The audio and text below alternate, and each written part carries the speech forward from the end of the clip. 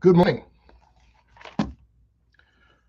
We are in 2 Corinthians today.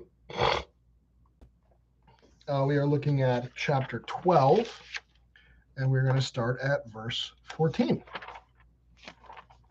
It's been a while since we've been in 2 Corinthians, so let me bring you kind of up to speed so these readings won't be completely confusing to you. There's a problem with super apostles, as Paul puts it. Men have come into the church, and they very much point to their righteousness. They're what we would call Judaizers, in the sense that they consider themselves Christians, but they still hold to Jewish traditions, following the festivals, doing circumcision, things like this. These super apostles that Paul's kind of at odds with also believe that they are due certain compensation for being their leader. They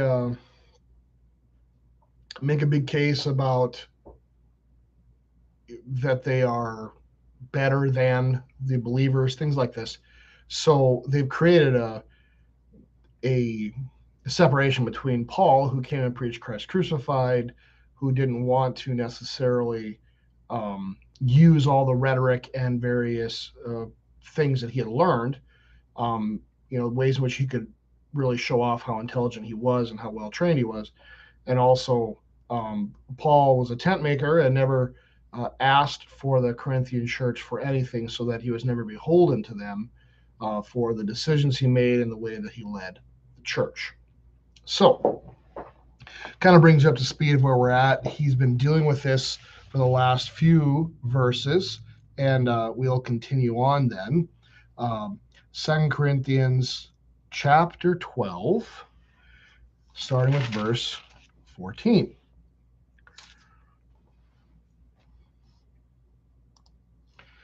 As we've been reading the Greek just so you can kind of hear it. Sometimes there's something interesting that comes up in the Greek that we can talk about as well. So, Idou, triton, tuto, he toimos, echo, elthein, pros, hemas, kai u katanarkeso. Ugar zeto ta hemon, ala hemas, ugar ophelai ta tekna tois, goneusen thesorizen, alahoi gonais tois teknois. Teknois is children. I've heard that one quite a bit. Idou is kind of like in the Old Testament. They have a word like this too. That what is it? I think it might be, if I remember correctly, like Gane. I could be wrong on that though. But there's these markers that come up often, and it's kind of like pay attention. Behold, this is pay attention. This is going to be important, right? Look out. Listen up. So Idou is this kind of idea here. Behold.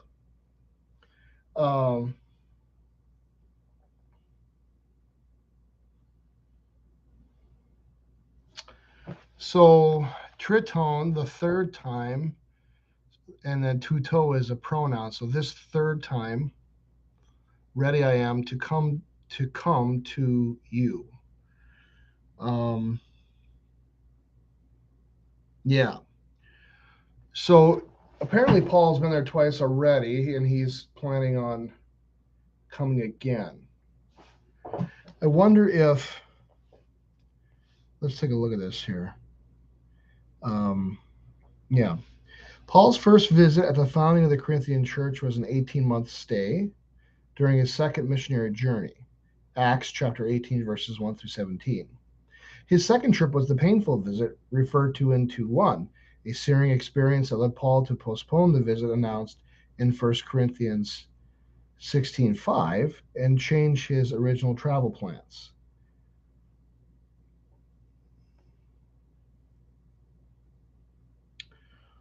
So he's been there once the first time, then he'd come again to correct them. It was a painful experience, and now he's talking about wanting to come yet again.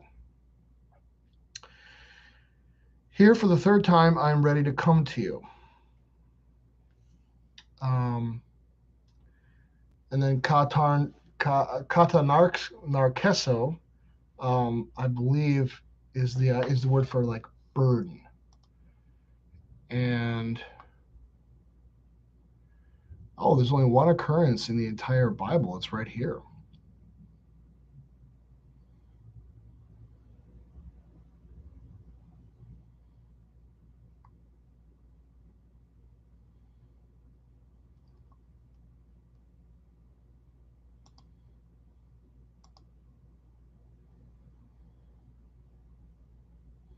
The only instances in it in the New Testament, as far as I can tell, are Paul, and they're both in 2 Corinthians.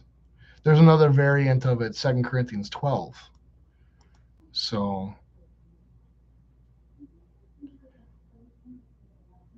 I'm a little confused.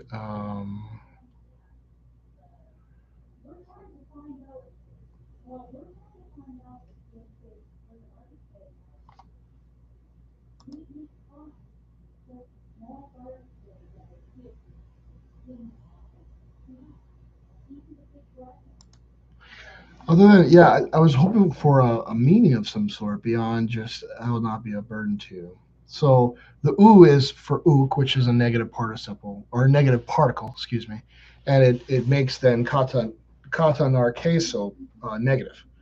So I will burden you, I will not burden you. You know. For I seek zeto, for I seek not what is yours,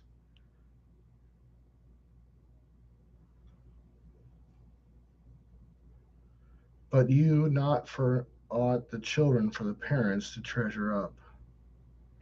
Oh, this is confusing. Okay, let's take a look at the. And I will not be a burden, for I seek not what is yours. For I seek not what is yours, but you. For children are not obligated to save up for their parents, but parents for their children.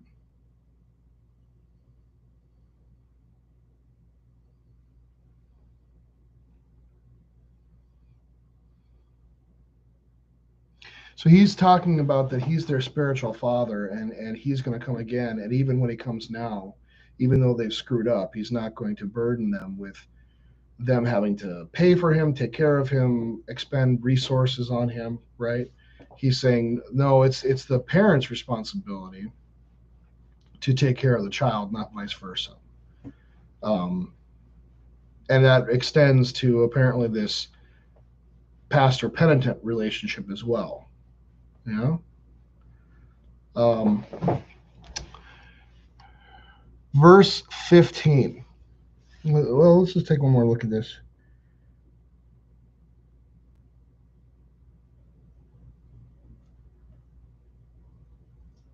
Okay. Yeah, I was interested in that too. The note here makes a point that, you know, according to the fourth commandment, it actually would be a child's responsibility to care for their parent. But in the circumstance where the parent would be in their old age and need help, and the child be in their maturity, both physical and spiritual, maybe even economic, right? That is not the case here. First of all, Paul is not aged and he's not unable to take care of himself. And maybe more importantly, the Corinthians are not spiritually mature. They're not ready to take care of Paul or ready really to take on any of these kind of responsibilities because they're just spiritually mature. So, verse 15. Ego de he dista da paneso kai ekdak paneth nethesomai. Ooh, that's a tough one.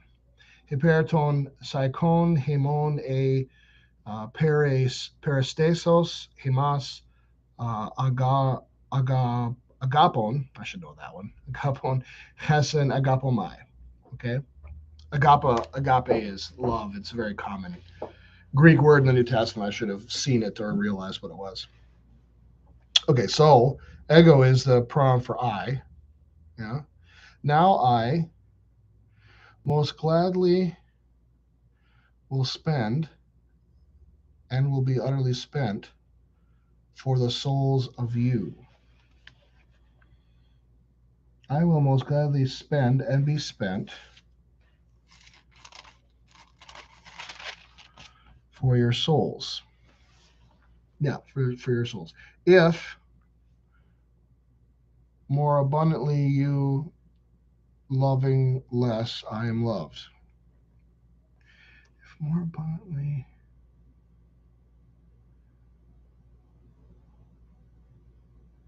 Maybe if more abundantly you are loved, then I am less loved. If I love you more, am I to be loved less?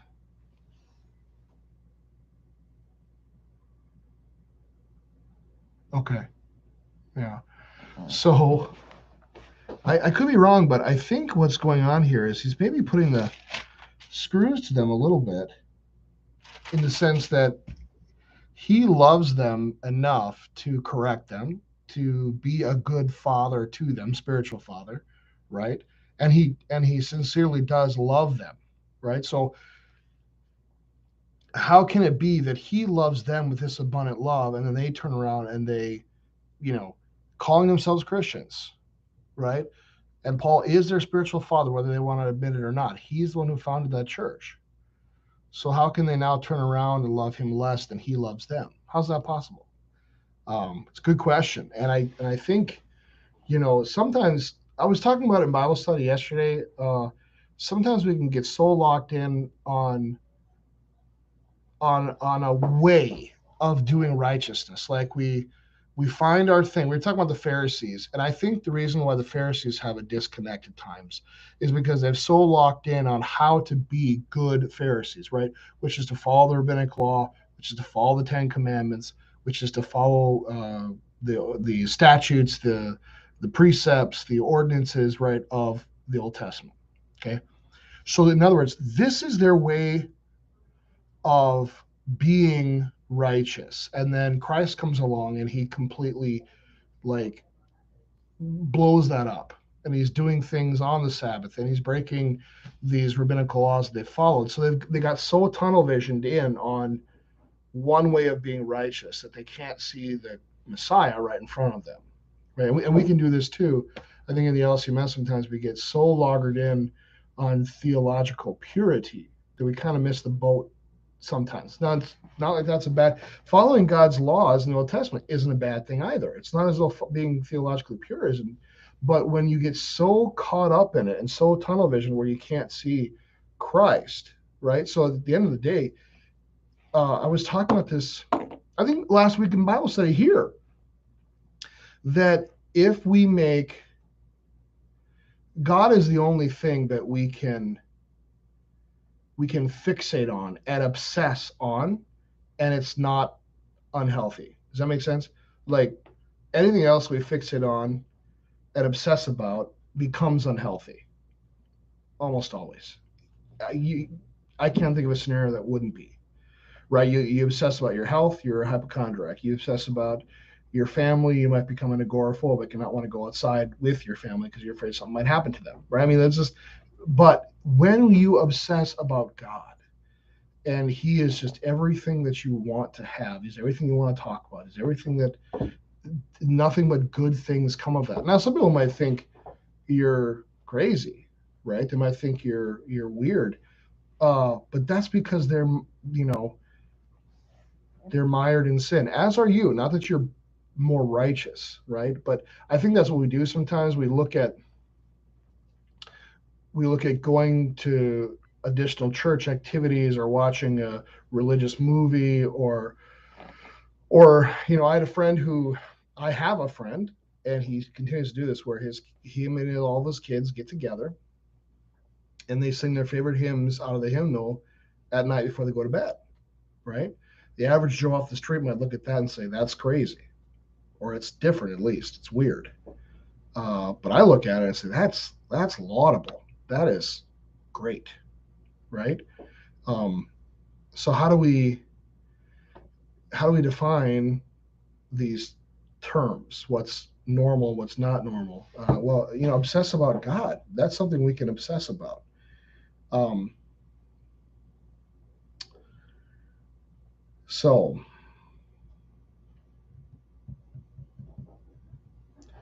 it's a crazy thing here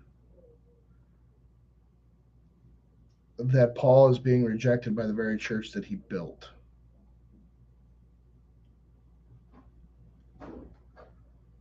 There was something I was going to talk about, and I kind of lost my place. I think I was looking at the note. Yeah, dealing with like the fourth commandment here.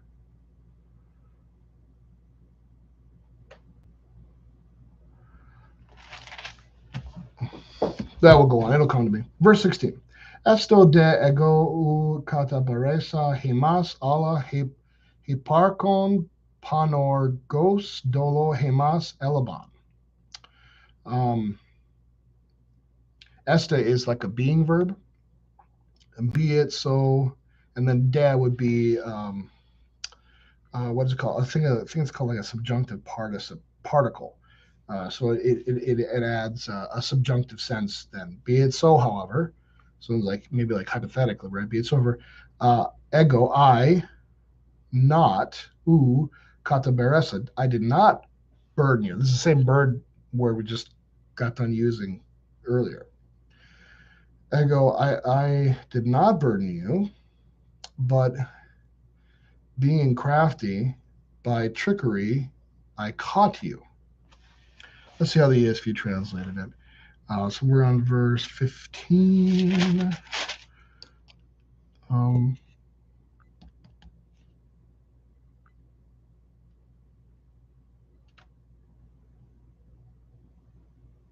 Okay, yeah.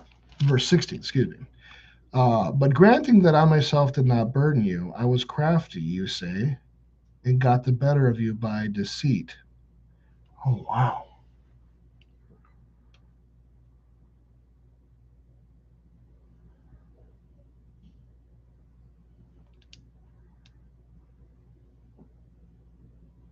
So he's saying that if this is true, this is really bad. He's saying that they're saying about Paul that him coming to them and preaching Christ crucified, preaching lowly, preaching, to the common person in ways they can understand, and also not receiving any kind of income. All these things that Paul did that was good, right? They're saying that it was all a trick, so that Paul could take advantage of them. I wonder if maybe we had talked about it earlier in the book. Paul has been going around, I think, during his third missionary journey, and he's been collecting an offering to take back to Jerusalem because Jerusalem was going through a famine, people were suffering. Maybe that Paul had gone to them and talked about this offering, and the Philippians and the Macedonians had really given from their abundance, but maybe Corinth kind of what's the word? Objected to it. Kind of they bucked a little bit when Paul's like, "Hey, we're putting together this offering for the saints in Jerusalem," and then whenever a guy's coming around asking for money that he's going to give to someone else, there's 1,000 insults you can probably throw at him, like, "Well, how do we know it's going to get there? And how do we know you won't take it? And how do we know it's being given to people who actually need it?" And on and on and on. I'm injecting a lot of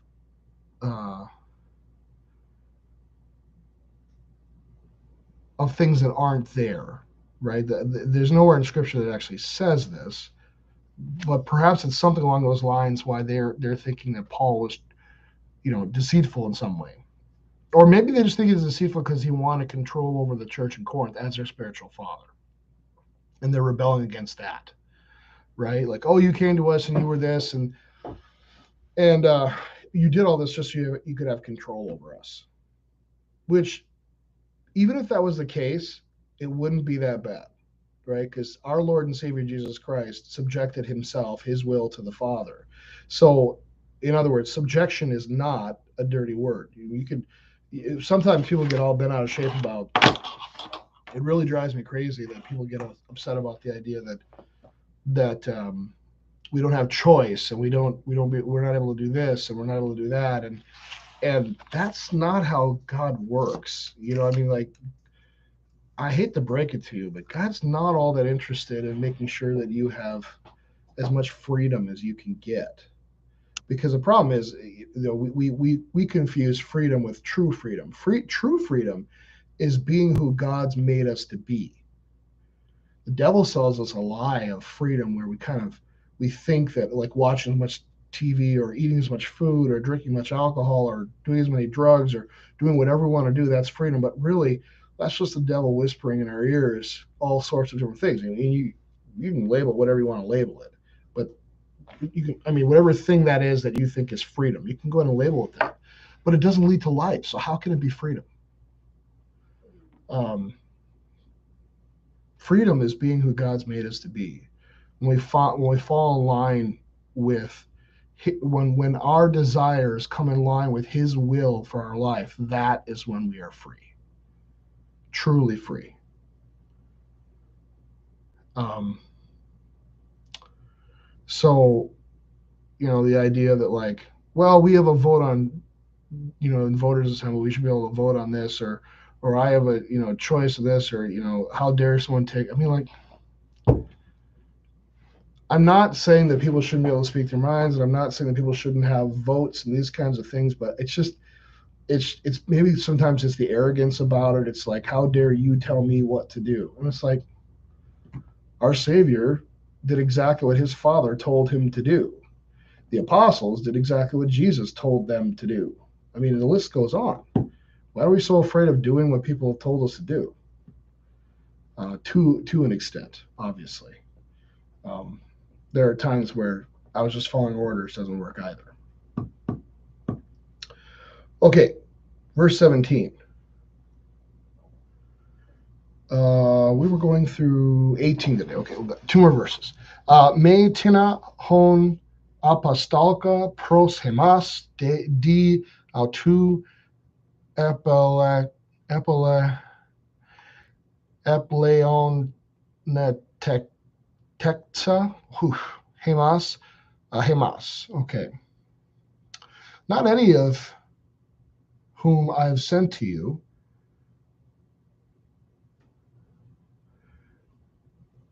did by him did I exploit you? Okay, so I think the idea here is, like, did anyone whom I have sent to you exploit you? Let's check how the ESV translated it. Did I take advantage of you through any of those whom I sent you? Um, that's pretty straightforward. Maybe it'd be good for us. I don't know if we have a definitive. Yeah, there's no note here. So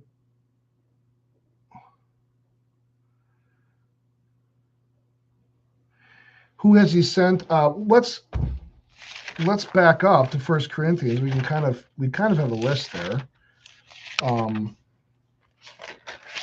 So we have 1 Corinthians. Paul talks about it.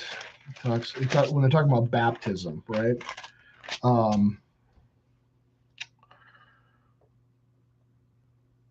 Have union. Here it is, verse 12 of chapter 1 of 1 Corinthians.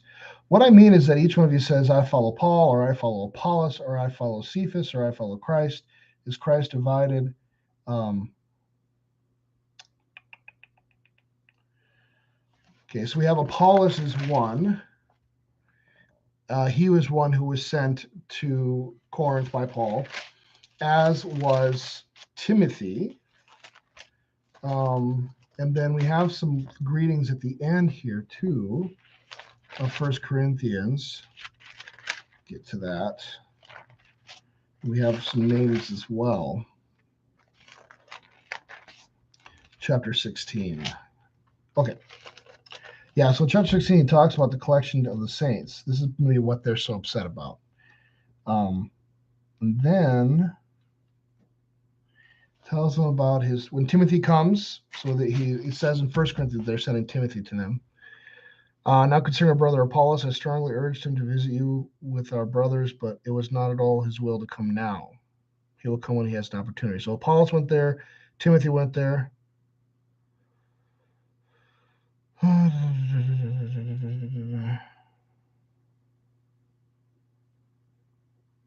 Prisca and Aquila were there. I don't know if they're sent as official messengers of Paul, but they're friends that are traveling between Corinth and Rome, so they were there. I thought too that Barnabas had gone there, maybe with Paul. So there's several people that have gone to Corinth, but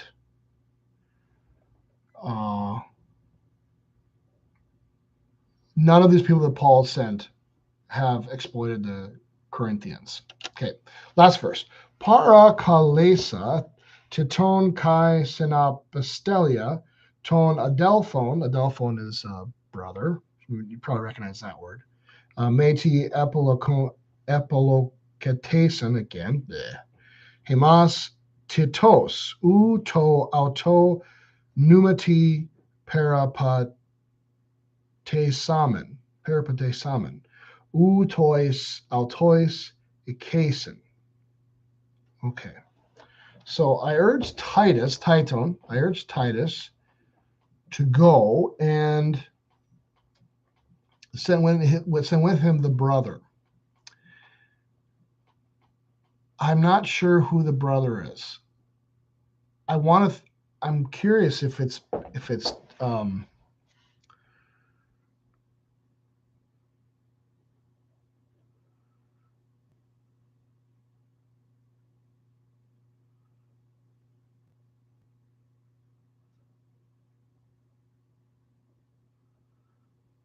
okay, so the notes are saying here,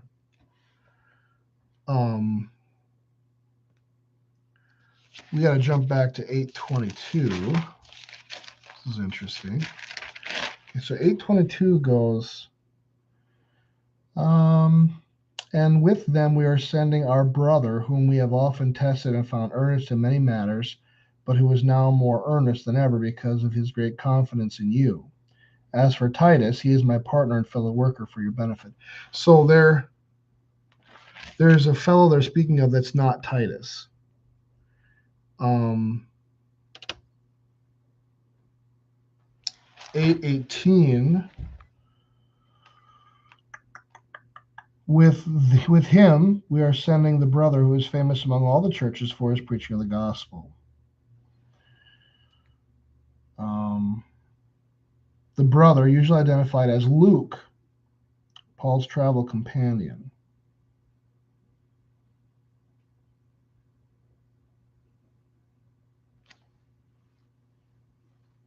So the brother, who could it be? Luke, possibility. It could be someone else. This suggests here that that Titus is Paul's representative and the brother is the church's representative. So Corinth's problems have become so widely known that the greater idea of church, in other words, all the Christian churches have some kind of communication and connection, and they're concerned about what's going on in Corinth. So they're sending kind of for lack of a better word, as we would understand it, a synodical representative, right? Someone who kind of acts for the greater church, right? And it sounds like that was perhaps Luke. Maybe the idea being that Titus was Paul's man and Luke was considered maybe less biased. And if Luke comes in as less biased and has the same answers or the same ideas, then the people will know that Paul's not being unreasonable or he's not being crazy here. This is actually a problem. And the whole church thinks it's a problem, not just Paul. Interesting stuff. So we come to an end then of our section for today. I urged Titus to go, send the brother with him. Did Titus take advantage of you? Did we not act in the same spirit? Did we not take the same steps? So, in other words, he's sending Titus. Didn't Titus act the same way I did? Isn't he somebody who's kind and all this kind of stuff? And the answer is yes. So we'll stop there. In Corinthians, we'll look at a couple verses in Proverbs today. Okay, just a few.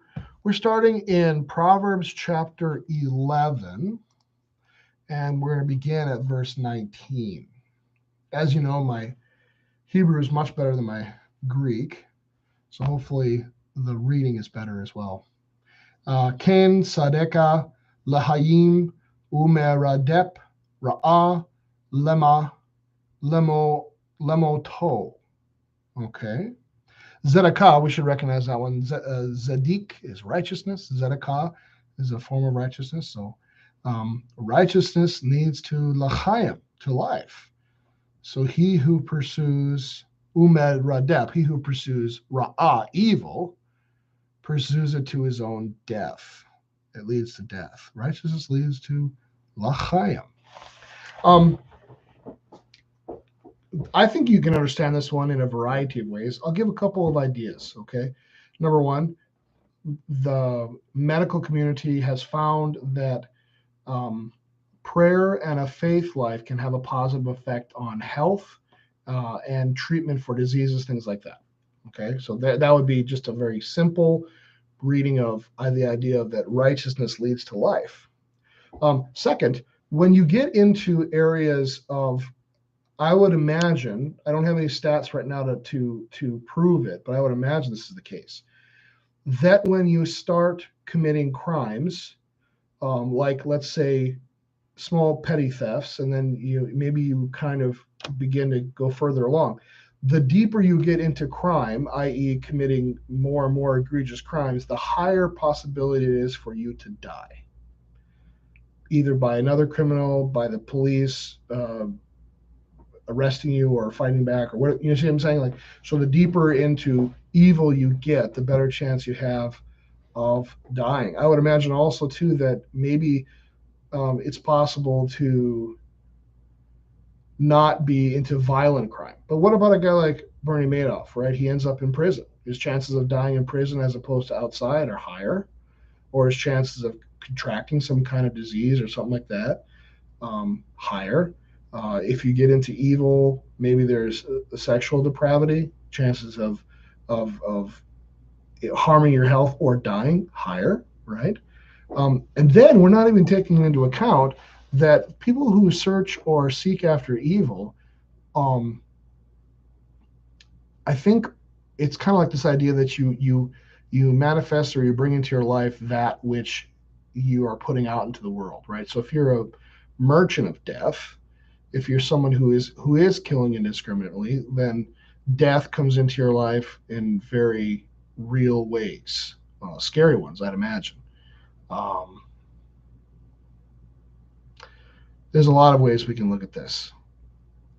Now, maybe just a purely spiritual, theological one, right?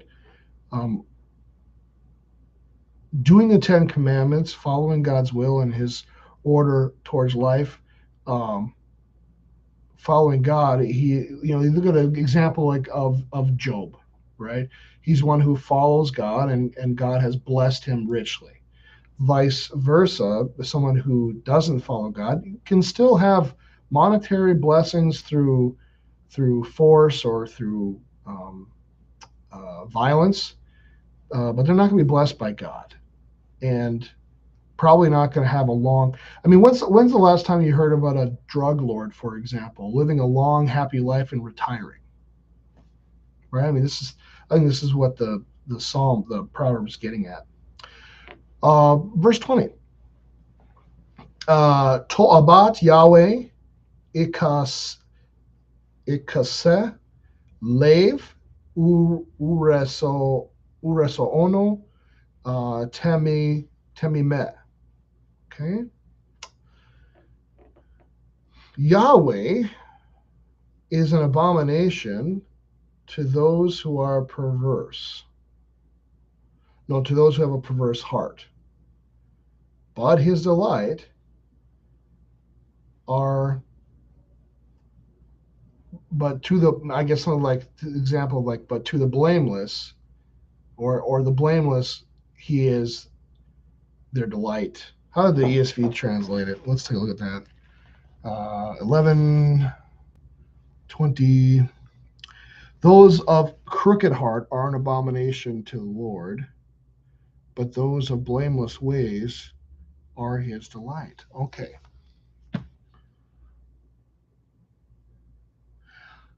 I screwed up there. I didn't look at the noun in case. The Yahweh's nominative, which means he's the subject of the sentence. And those of a perverse heart, that's the object of the sentence. So the people of a perverse heart are an abomination to Yahweh. I flipped them around. But the blameless are a delight to his heart. This would be an idea. This would be an example of personification of Yahweh. I mean, does the Father have a heart, as we would know a heart, like a pumping heart, or the feelings, the center of emotion, as we know heart? Does he have one of these? I don't know, but we often do this. We give God human qualities. Oh, I missed a word here. Derek. But the blameless in their ways. Derek has a lot of that idea of like this idea of walking a path, right? The ways. So the blameless in their ways are a delight to Yahweh. That makes sense. I mean, I don't know if I have a lot to offer to that. It's pretty straightforward. I think it goes pretty well with the verse 19. It's almost like an explanation of verse 19. And it's interesting. No, this one doesn't do that. Excuse me. Anyway, it kind of makes sense. If evil people, perverse people, are an abomination to Yahweh, he kind of hates them. Then it makes sense why people who pursue evil, they pursue it to their own death, right? You don't want Yahweh as an enemy. Verse 21. Yad, le yad, lo yenake, ra, vezera, sadikim, nimlat. Okay.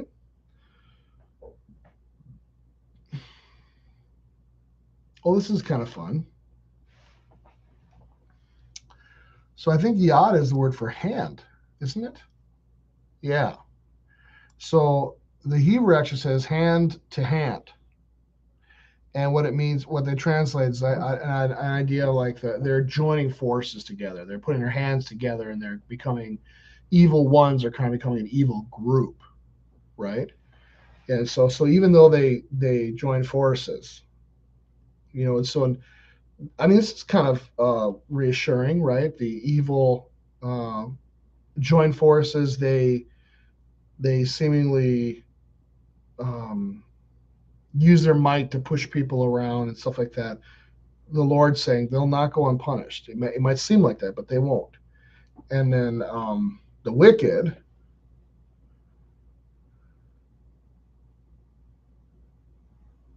Oh, I'm sorry. Okay, so even though the wicked join hand to hand, they will not go unpunished. Even though the wicked join forces, they will not go unpunished. But the posterity of the righteous will be delivered. I think posterity is also a word for children. Let's take a look at it. 11:21, right? But the offspring of the righteous will be delivered. Yeah. Offspring. This word is malat, to slip away, deliver. I wonder, is that used? No, it's not. I was thinking maybe that was the word used when they put Moses in the basket, but it isn't. That'd have been interesting. Okay. just another, kind of word of consolation from God, from Yahweh, right? Even though it looks bad and the forces have come together of evil, Yahweh's going to take care of them, and the righteous, their children will be their this their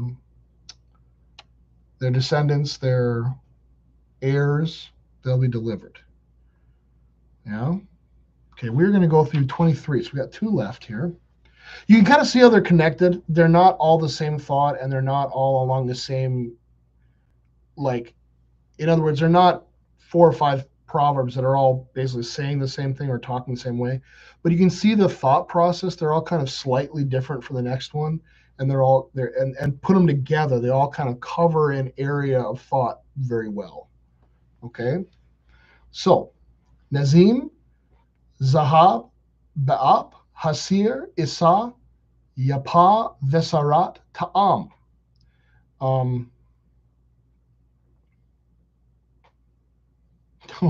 okay. Uh,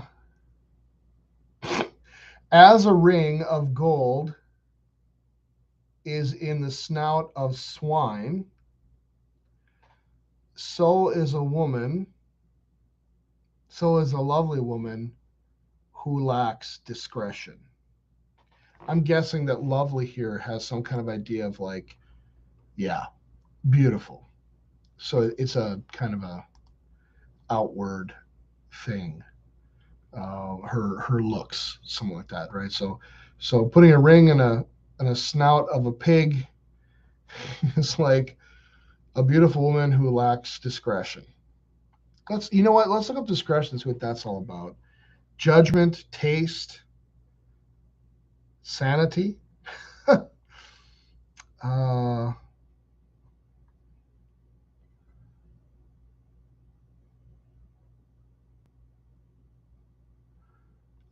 behavior, reason. It comes from a word of like ta'am, and it was talking about the manna, so they were eating the manna and judging it to like see if it tasted good in Exodus, and then it becomes this word for judgment or discernment.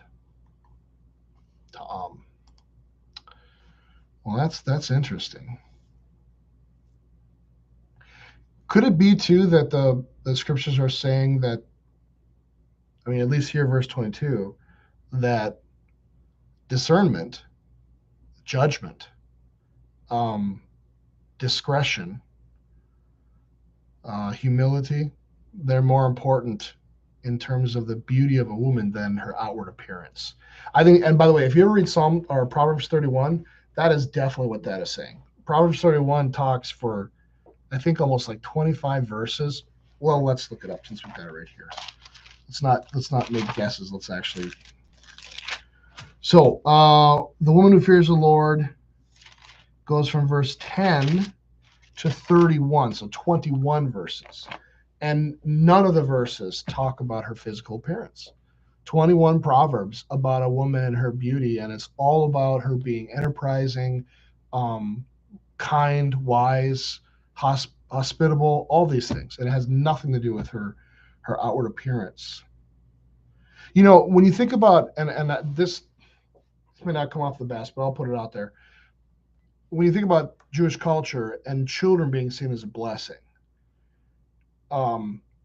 and so what a woman does for her family, what a woman does for her spouse, her husband, is far more important than her outward appearance. So if she's able to bear him children, and many, right, that she's awesome. She's seen as a blessing. So I guess it's interesting. We have become a culture that's very much based on appearance. And so sometimes I think it's hard for us to connect to another culture that doesn't do that. That doesn't make decisions on whether a woman is good or not based on her appearance. And then again, with the kind of manipulation of images and things like that too, who even knows what a person actually looks like? And are these stereotypes we put out there, these pictures, these images, are they realistic? I don't think so. Hmm. Okay. Last verse 23. Ta'amat Sadakim, Zadik again, Ak Tob Tikvat Resaim Ebra. Ta'awat, the desire of the righteous ones, righteous, is only good. But the expectation of the wicked is wrath. Huh. Let's see how the ESV translate that one. The desire of the righteous ends only in good.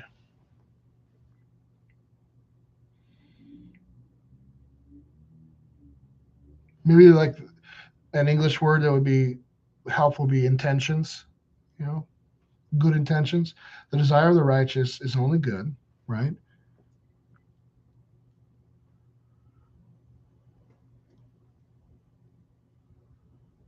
The expectation of the wicked in wrath. That's a weird translation.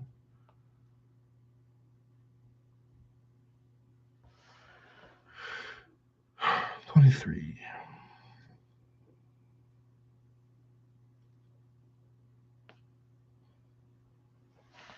I'm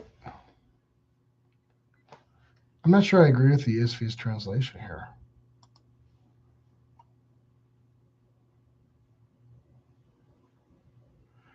Things hoped for, outcome. Yeah. So if an evil person is like, if they have expectations or things they hope for, the Bible is saying,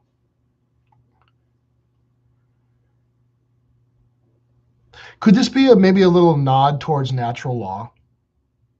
That so there's an idea that's described as natural law, and we see a little bit of it, an outline of it in Jeremiah, where God says to his people, "I'm going to put a new heart in them."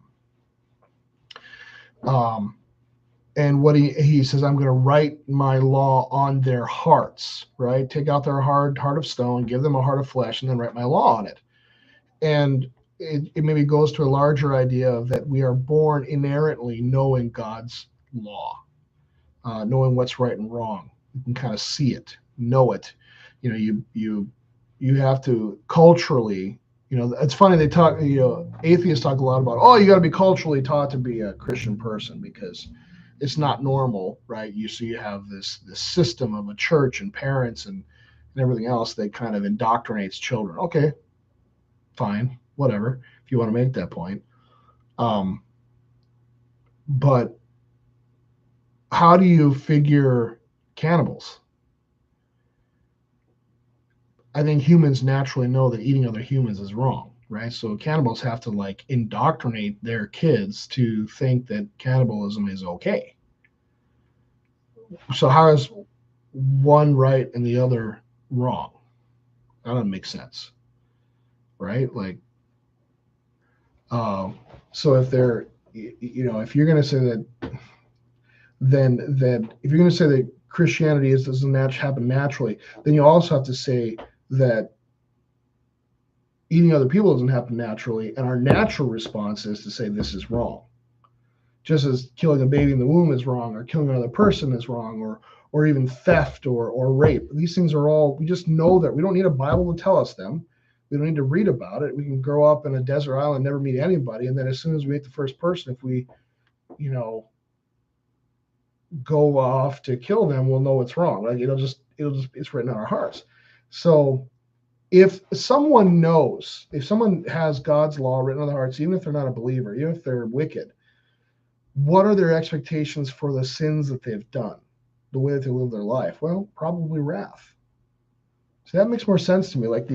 So in other words, people who do bad things, wicked things, their expectation someday is wrath from God. They know it's coming, right?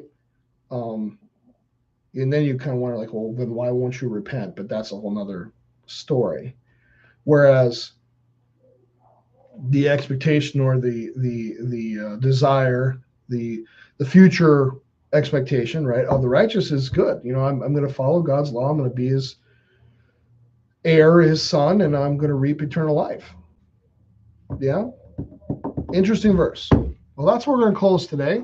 Hope you have a blessed day, and it's beautiful outside. Hope you have some. At least here it is here in Sioux Falls. I don't know what it's like where you're at, but beautiful day outside. Hope you spend some time out in God's creation, thanking Him for His wonderful gifts.